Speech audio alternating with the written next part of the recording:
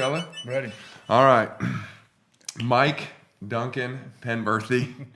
I never knew that. Yeah. I had to look it up, but you never dunked before.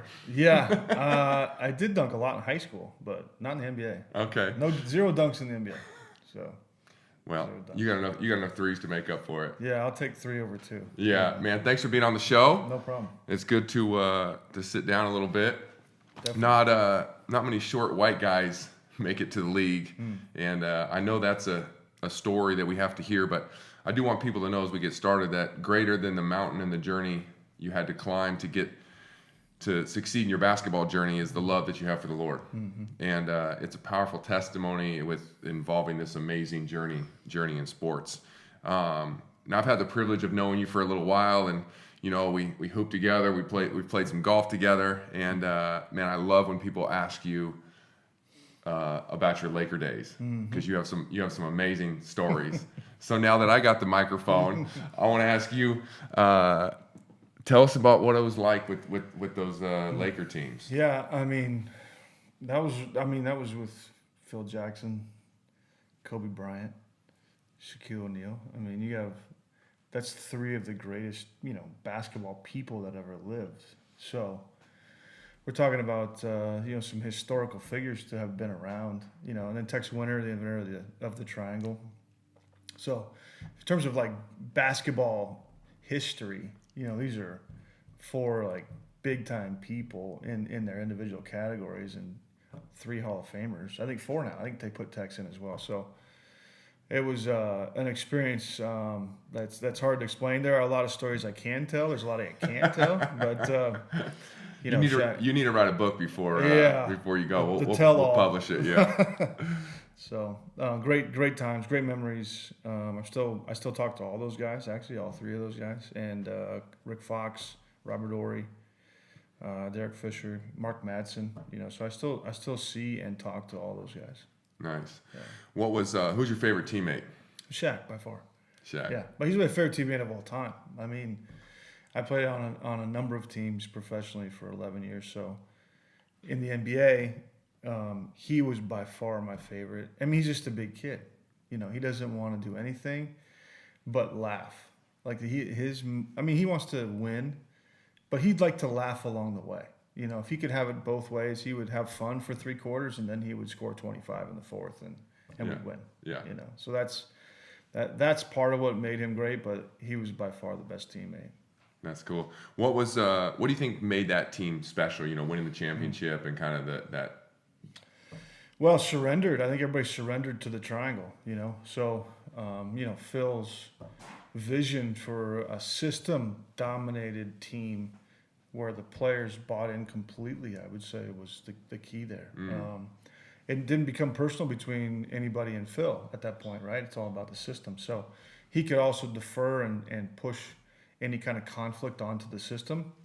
So that allowed relationships to maintain, and then you became a rebel of the system rather than a rebel against Phil. So then it became acceptable for him to play guys like me who were high skilled, high intelligence, because I was surrendered to the system as well. So it was about what was best for the system and best for the team. And that team, and he's said it before, executed the triangle better than any other team he ever coached. So it was a full surrender. There was a lot of older guys too that maybe couldn't venture outside of those principles, but technically speaking, we had a balance at every niche that's necessary to win in the NBA. We had great defense, we had great size, we had 2 dominant superstars, we had shooting, we had intelligence, we had buy-in all the way, and we had great game plans. So it's a long season in the NBA. You've got to be able to understand that it's a journey and that you're going to trek slowly at times, and other times you're gonna go too fast, but you don't want to move too quickly and you don't want to move too slowly. You want to kind of stay even keel, and then it isn't how many points you score; it's when you score them. And again, that's more buy-in into that idea. Yeah. So that obviously is one thing that I think made Phil great. Yeah. Yeah. What would you say? That just because that was the next thing I was just curious. Like having you played for a ton of coaches, but having someone like Phil Jackson, You think that was his biggest strength as a coach? Yeah, I mean, he understood the player, right? He understood his system, and he understood how to adapt his system to the player. So he adapted it to the Michael Jordan and Scottie Pippen in that era with Rodman. He also adapted it without them. Jordan didn't play with them, and they still made the Eastern Conference Finals. But he brings Shaq in, which is a completely different piece that goes in there. And then you have Kobe, who's desire to want to just take the game at moments when it wasn't necessary, just wanting to show how good he really was. That was a challenge, for him to be able to pull that back. And so, that's the gift of Phil Jackson's gift was not only his knowledge of what was necessary, but understanding the pieces that went into it, and then the ability to communicate clearly on a daily basis what those goals were. So everybody understood where we were going. Yeah. And that it was about the team. Only it was said it was about the system. So in today's game, do you think one of the tougher things is for these coaches is having that respect of these guys to get the buy-in? Yeah, buy-in is the number one thing. I mean, you got to have buy-in, or your philosophy doesn't matter. It doesn't matter how much you know if they aren't going to listen to you. Yeah. Right? So you're a leader only in that you have somebody following you. So if the players aren't following you, guess what? You're not the leader. So it doesn't matter who the head coach is, assistant coach, other coaches, players. Like, the team's going to follow whoever that leader is, and he emerges. Now, it may be a guy that's in a different role, but that team's going to follow and take on the character traits of that leader. And Phil Jackson was an alpha, so it was easy to follow him. Yeah. But there are other coaches in today's game that have a hard time with that, and it's not easy. Just because you know what you're talking about doesn't mean the players are going to listen.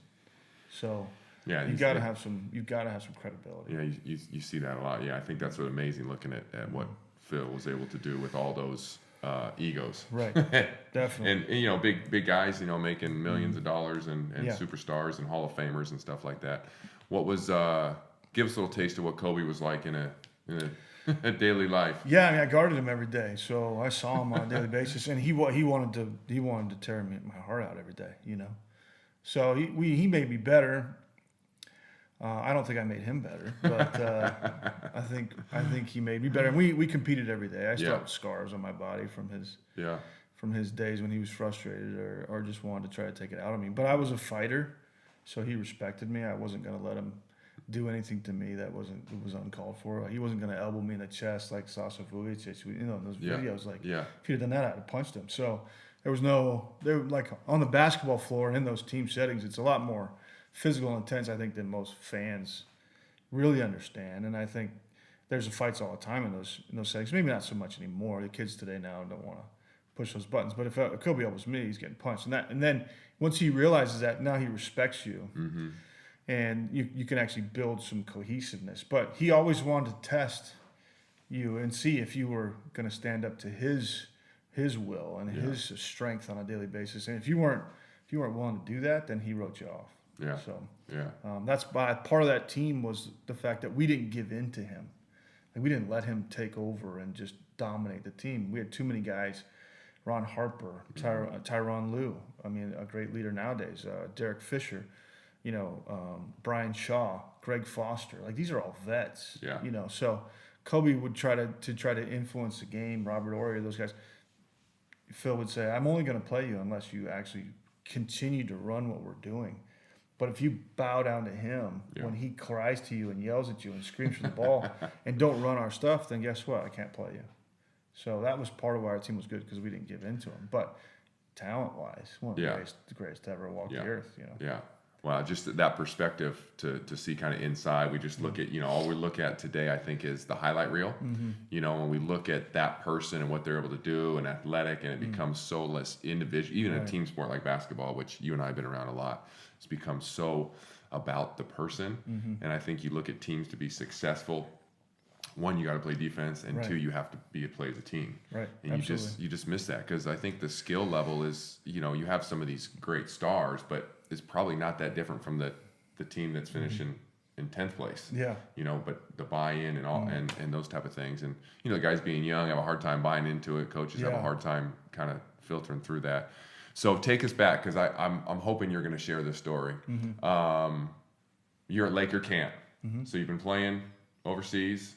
Yep. Before, 2 years. yep, and now you're in Laker camp, trying to reach that goal. Yeah. Tell us what that journey was like, trying to make the squad. Well, I had to try out with the Lakers a number of times just to get into camp.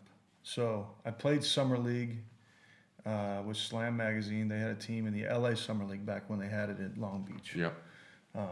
Now it's no longer there. It's in Las Vegas, and they don't have a free agent division, which is where I came out of. So Me too.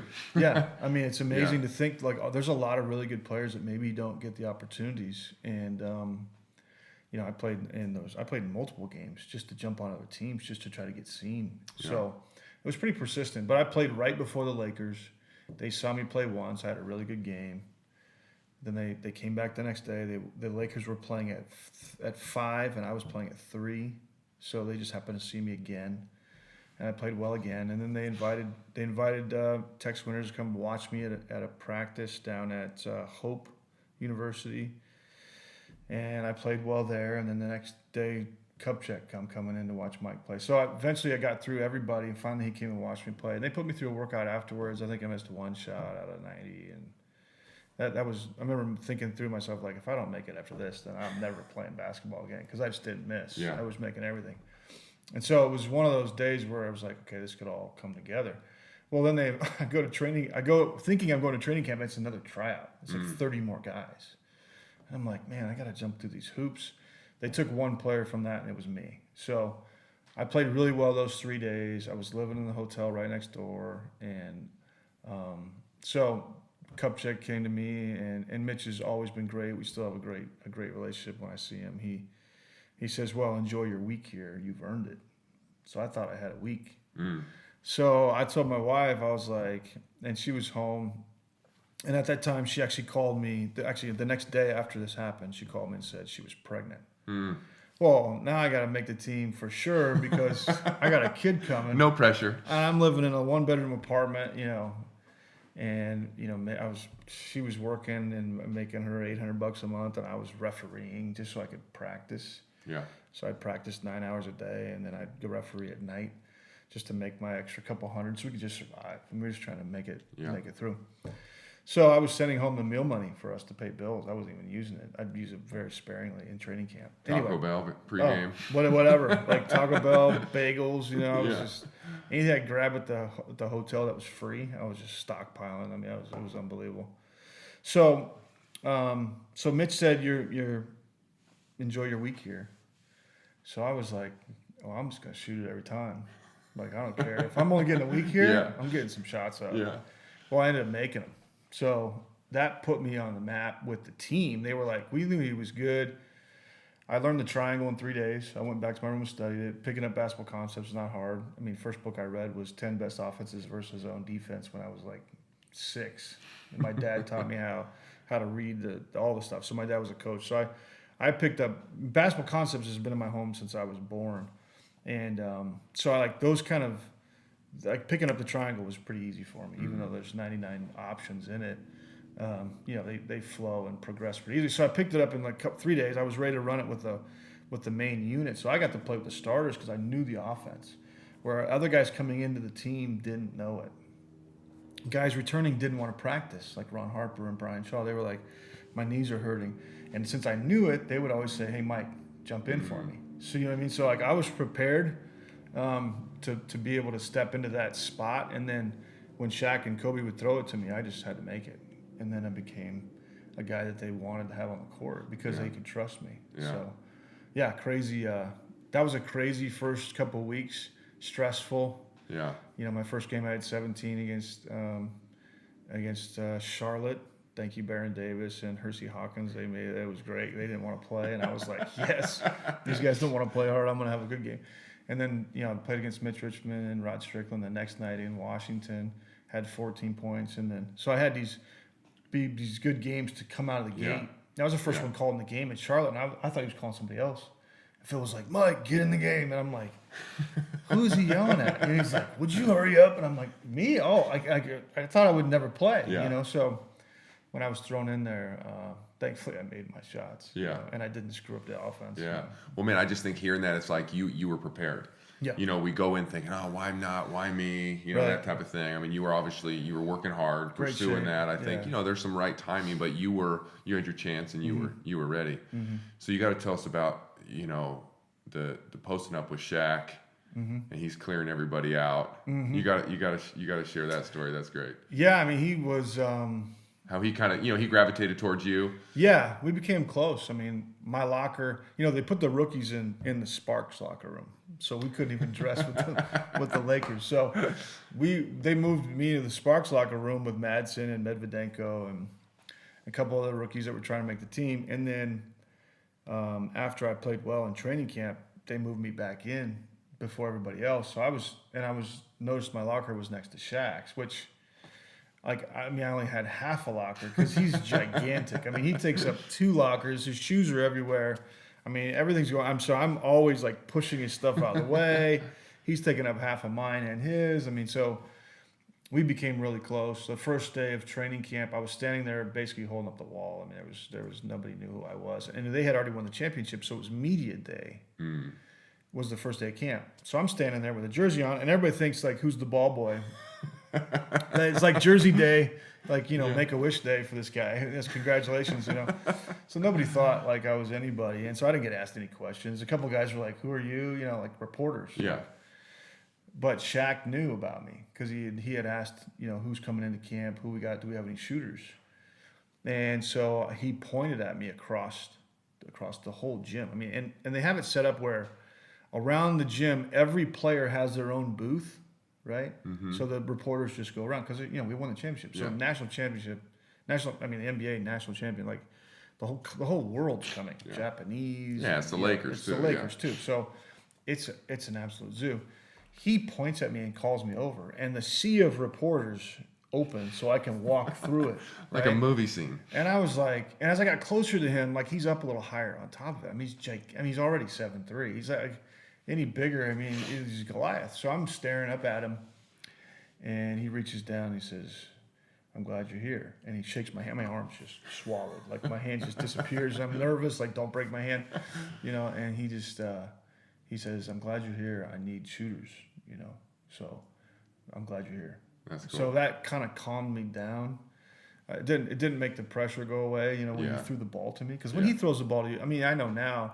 And having been in that role on the other side, like when I was the best player on the team in Europe and stuff, I would pass the ball to the young guy.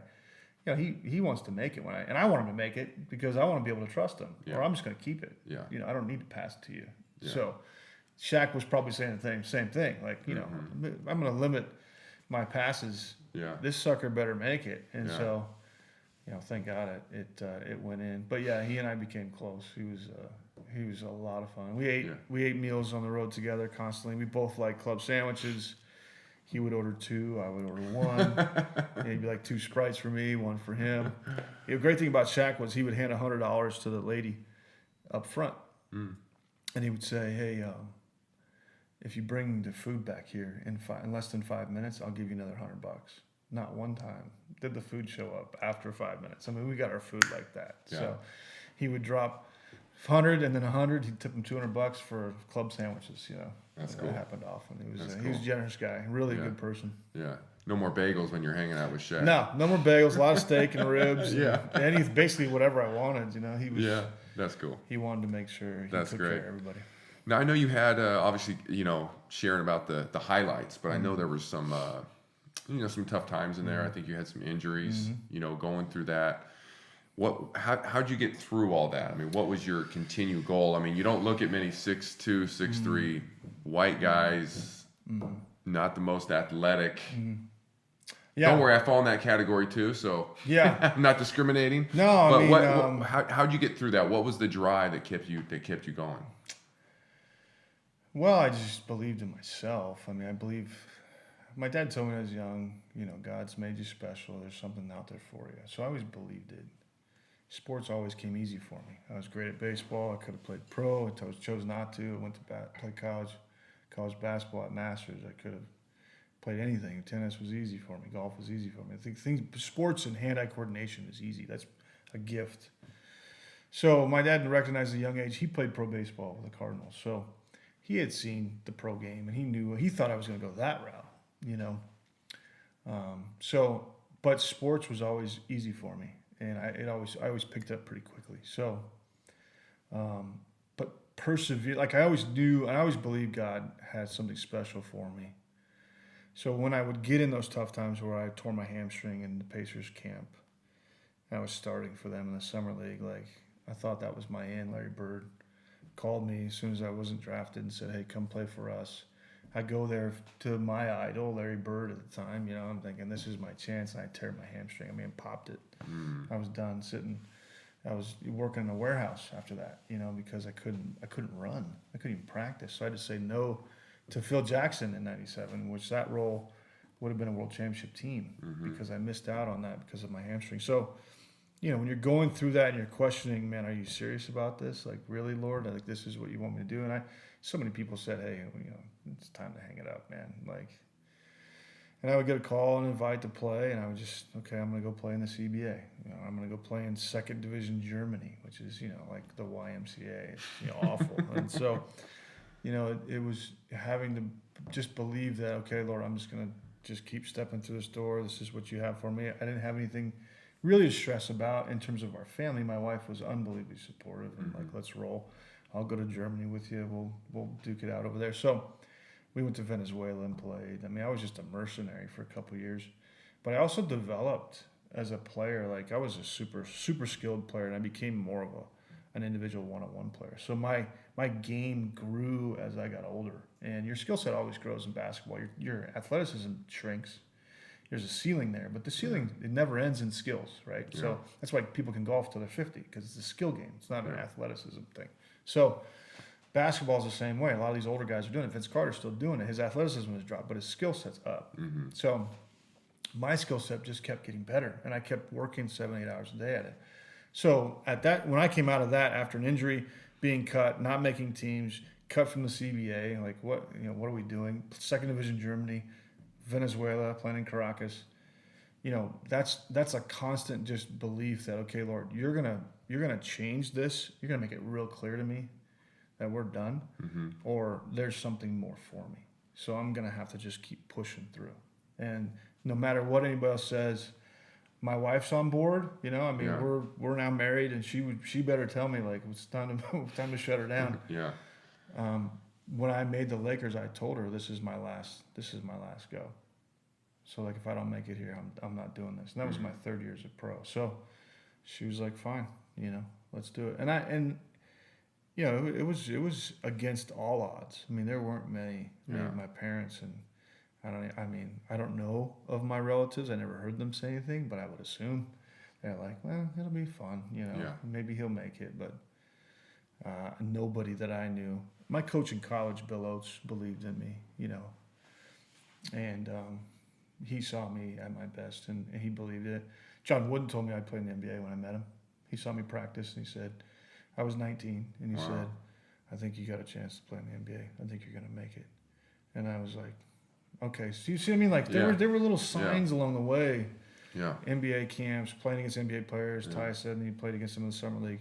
You know, you should be in the NBA. You're good. You know, like, so there was like these pieces of like, okay, there's something here. You know, what do you have? And so there's an absolute, just a real trust that I believe in God, and I believe He's real, and I believe He did have a plan, and I just had to trust and just work towards that. And if the door shuts, He's going to shut it. Yeah. I think that's good for people to hear. I mean, you want to keep fighting through that. Doesn't mean we're all going to play in the NBA. No. I have a similar journey. Mine never ended up in the NBA. But I look at that and the things that God was preparing me for, you know, and now where He's put you and around, still in the game, affecting so many people, having that, like we talk about Phil, having these guys have respect. They look up to you. They know what you've been able to do. You're a world champion, a Laker. I mean, there's so much that God was doing in that time. Looking back, I think this is amazing. Yeah. And I think we can get discouraged. Like I know for a long time, I had NBA dreams, you know, bounced around and never made it. But looking back, right. Not that I wish I didn't. I still wish I would have made it. That's still a dream. Right. But what happened through that has created my ministry and my passion to help people own their faith through sports. So a similar, again, I think we don't need to look at those valleys that we're in as sometimes, the popped hamstring or whatever it is in a work life or family life. If we stay focused on God, I think those things are going to come back around as beneficial skills. Right. And it might not be the jump shot or the crossover, but it's Right. it's life skills. Yeah. No question. For sure.